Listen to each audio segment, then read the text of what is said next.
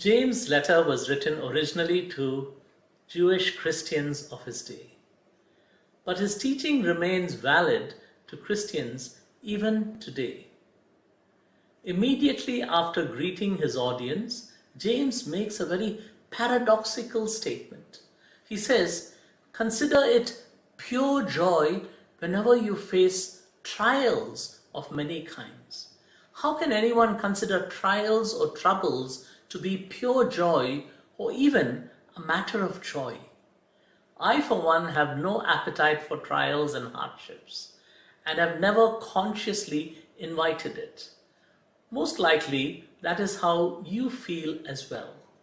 To be fair, I don't think James is asking us to go out and look for trouble and hardship in order to find pure joy. Neither is he asking us to pretend that trials are an enjoyable experience. Instead, when James writes the word consider, he is actually encouraging readers to examine and evaluate the way they look at trials. He asks us to reframe and align our attitude to God's perspective on trials and hardships.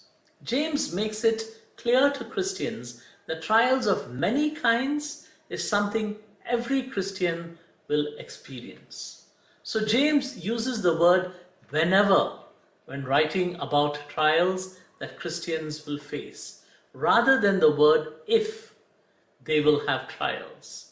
The verse in James sounds like a clear echo of what Jesus told his disciples. In this world, you will have trouble. James then goes on to explain why we should consider trials to be pure joy.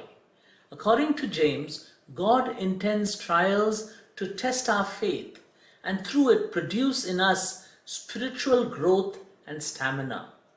Athletes endure hard physical training in a positive way because they know it will strengthen their muscles and stamina, enabling them to win a prize. Similarly, James encourages Christians to embrace trials and hold firm to their faith in God and receive his promises.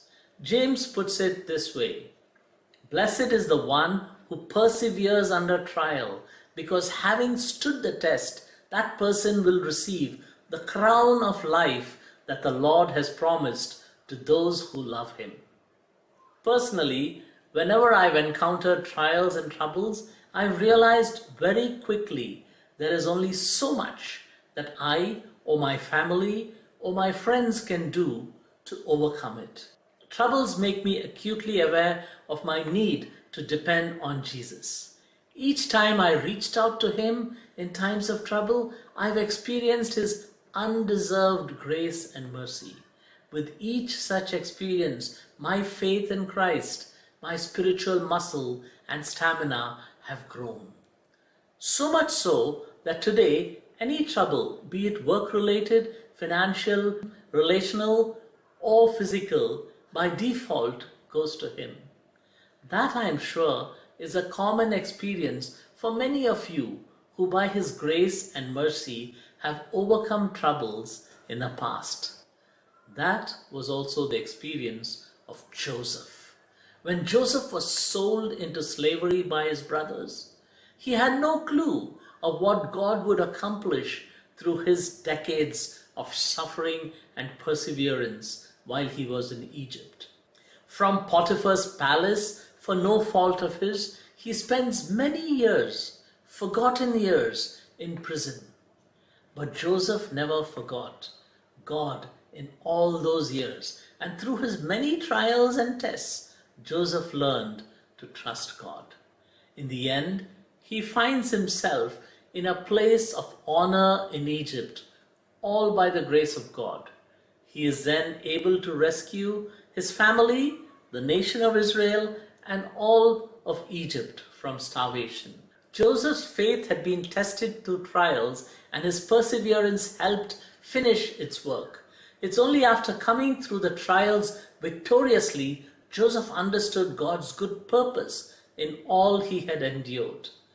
We witness his fully developed spiritual maturity when Joseph spoke his famous words of forgiveness to his brothers. You intended to harm me, but God intended it for good, to accomplish what is now being done, the saving of many lives.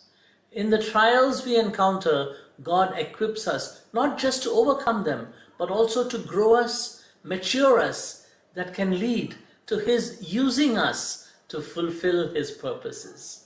Don't you think that is a good reason to rejoice and join James in considering trials to be a matter of pure joy?